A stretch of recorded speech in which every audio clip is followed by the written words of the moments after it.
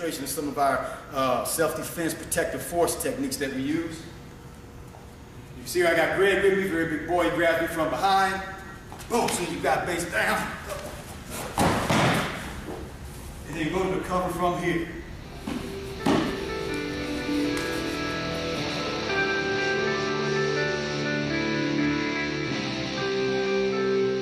Demonstrate some restraining techniques that we use. Again, I have Greg here with me. Very, very, very huge boy. Probably not a good idea to grab him and try to restrain him. He probably put you through a wall somewhere. So what's going to happen here, what I'm doing, Greg, is I'm going to come up right beside him. We've got a technique that we use. Right there, put him straight to the ground with a nerve hit. And then out here, I'm going to cover. And that's one of the restraining techniques we use. Go. Yes, sir.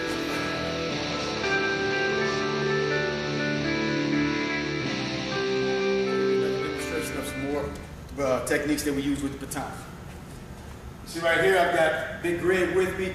Very, very big boy. I need to restrain him, but he hasn't done anything bad enough yet for me to actually want to strike him with my baton. So I'm going to come up with a closed baton right here. The technique I got is going to bring him straight to the ground. Okay, you can see him tapping because he's going through pain. Also, if my baton is expanded, but again, he hasn't done anything bad enough for me to want to start striking him yet, then I'm just going to come right here, cross the collarbone and bring him down into a submission. Thanks, Greg. Sir. And that's another technique we use when we expand the baton.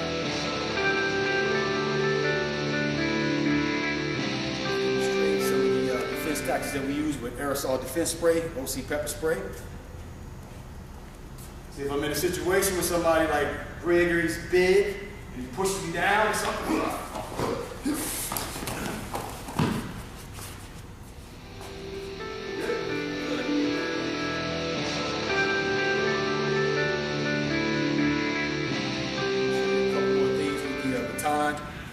ran with the expandable baton, really good weapon. And Greg's here with me. He's going to attack me with the baseball bat. So the baton can be used. Go ahead, Greg. He swings, block there, protect, block there, protect, block there, and protect. Then, of course, swing back and need it.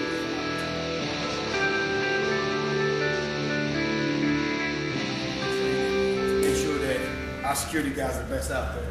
So we're going to go over a little bit of baton right here. Greg is with me. He's got a knife, he's pulled a knife on me. I've got my baton, he pulls it, smack the hand, go to the leg, put him down. From there, if I need to strike, I can further strike.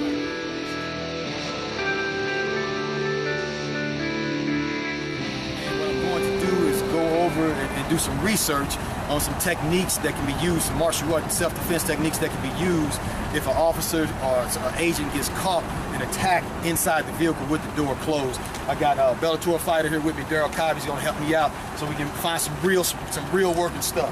All right, thanks, brother. And as you can see, I've got some gear on here, you know, so I can actually get the real feel of what it would be like, the kind of restrictions that would be on an officer when he's trapped inside his vehicle. All right, what I'm gonna say here, the first thing I'm gonna say is if I'm here, first of all, I would, you know, the same rules would apply that apply to if I'm doing an interview with someone, that I want my space. I don't want to let anybody get up on my vehicle in the first place. But if it so happens that he does make it up to my vehicle, the first thing I'm going to do is try to use my door to create space. Give that door a good bump, boom, right there. That gives me room to get out if I need to, or to close the door, put my car in drive, pull away, get more distance until I get back up, until I can draw the other tools that I want to use. Now, if he's attacking me in the vehicle, go ahead, take the pads off for now. And you can work the camera around however you need to see. And he's punching at me. Come here. What I'm gonna use is Muay Thai. We have the best covering in the world in Muay Thai kickboxing. And the cool thing about it is actually kind of natural. So he's punching, cover here, right there like that. Go ahead, just start throwing some punches. He's throwing cover to protect myself.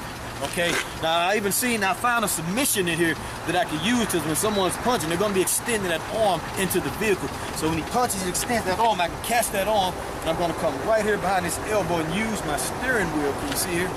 And I'm using my steering wheel to actually break his arm and put him in an arm bar into a submission hold right there.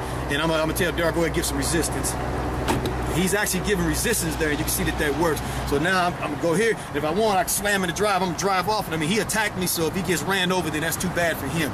And here's some striking techniques. Throw the pads on, please.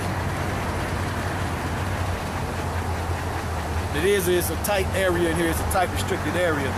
You know, you lose your core when you're in here. You lose your legs, so that takes away a lot of your power. So I'm actually going to probably have to use a lot of, I'm thinking karate and kung fu. So right here, I've got, you know, palm strikes with that hand up. And if he's in the vehicle right there, I still got palm strikes there. I've got an elbow strike right here. Okay, right there. And I've also got right here, I've got from good old karate, a hammer fist. And these are some of the strikes I can use in the course without even using hard strikes. Come in, girl.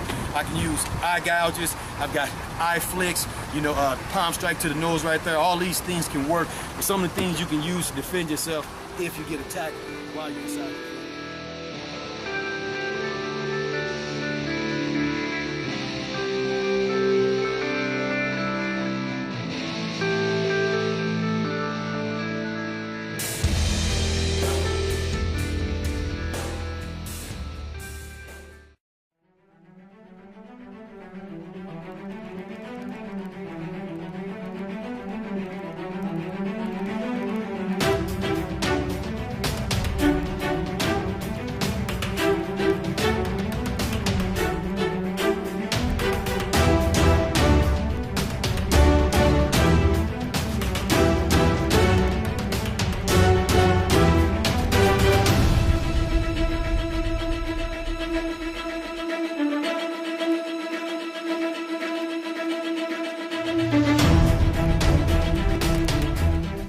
What's happening? Jermaine Andre here, and I'm going to walk you through 5 ways, martial art ways, mixed martial art ways, to knock someone out. Now, before I get started, I want to first of all give a disclaimer that if you try this on someone, it can't hurt them, it can't even kill them. This can be considered as lethal force, especially strikes to the head. I'm not showing you this for any of those cowardly knockout games or anything stupid like that. This is not to be played with. These strikes are true martial arts strikes that can hurt a person. This is like a weapon. This is like firing a live gun or using a knife against someone. So do not play with this. Use this for self-defense purposes only and for educational purposes, okay? So understand, make sure we got that straight. I'm showing you this for an honorable reason. But understand the martial arts, the mixed martial arts has different ways of knocking someone out. All martial arts have something to offer in the world of knocking someone out. The first thing I'm going to show you is a cross. And it's going to be done from your strong power side. The cross comes from boxing, from Muay Thai kickboxing, from regular kickboxing. And what I'm doing is I'm using this, I'm making a fist. So right there, I'm going to be striking with these 2 knuckles, right there. My target area is going to be the chin. I'm going to show you on live here. Aiming for the chin, okay? And the first thing that's happening, I'm taking a stance, strong side back. Hands are up, okay? It's really good technique to use. And I'm going to hit right here. You see what's happening here? Hit those first 2 knuckles right there square on the chin. And what's happening, you can see with my body turning, just like that. Hit that, hit them right there, and that chin, the power's coming from my hips. That's what makes it such a good punch to use for self-defense. You know, jabs, hooks, you know, punches like that are a little bit more complicated, even uppercuts, as far as the way you position and move your body. But with that cross, turning right there and bringing that hand straight, boom, into your target. Let me show you real quick and grab my gloves. Let me show you on the pads the kind of power you can develop here. Darren's over pads over here. All right? Right here, you'll see when I throw that cross.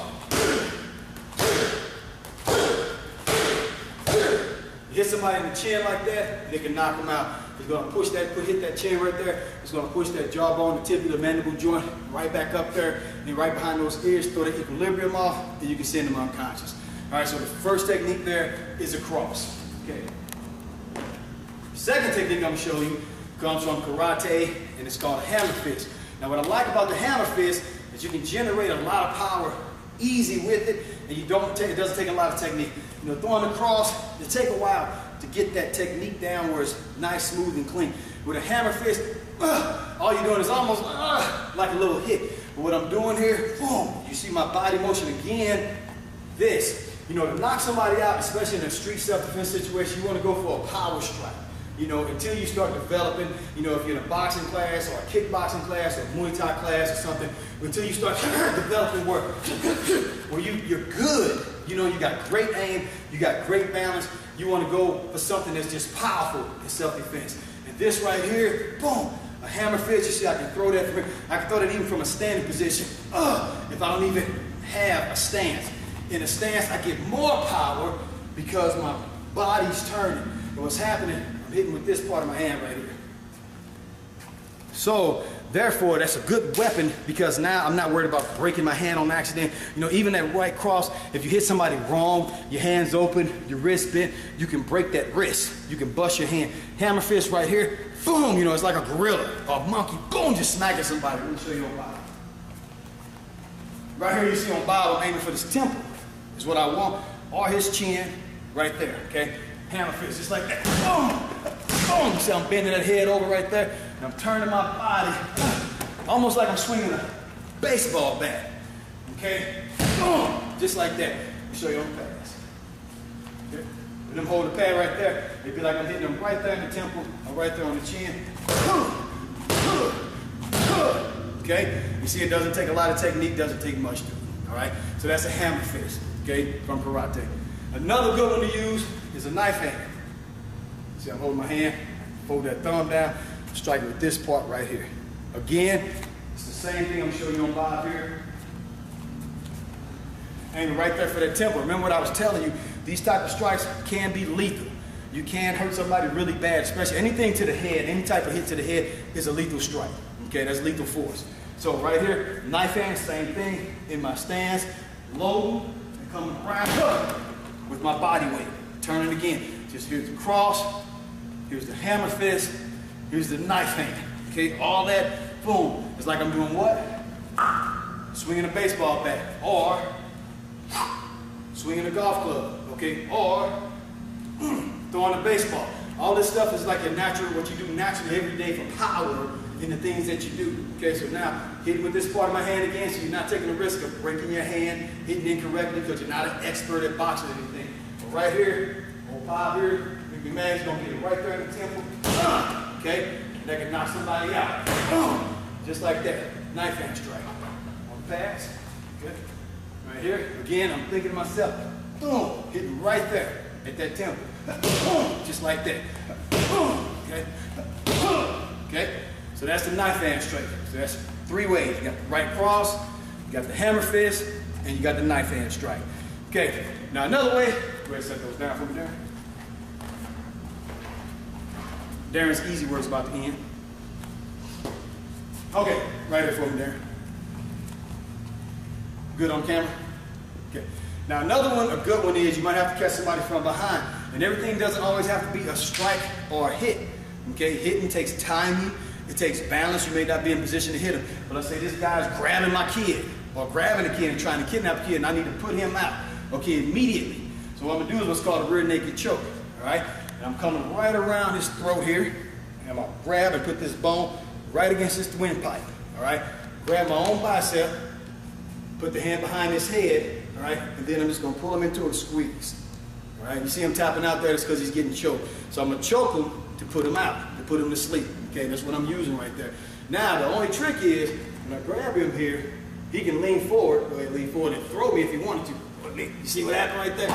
So when I put this on, I gotta put that knee right there to put that choke. Now try to lean forward. So he can't lean forward to take me down. I can hold him here, and I can put this choke on and put him to sleep, you know, and knock him out for a self-defense type situation, okay? So that's your 4th way to knock somebody out. Now another way,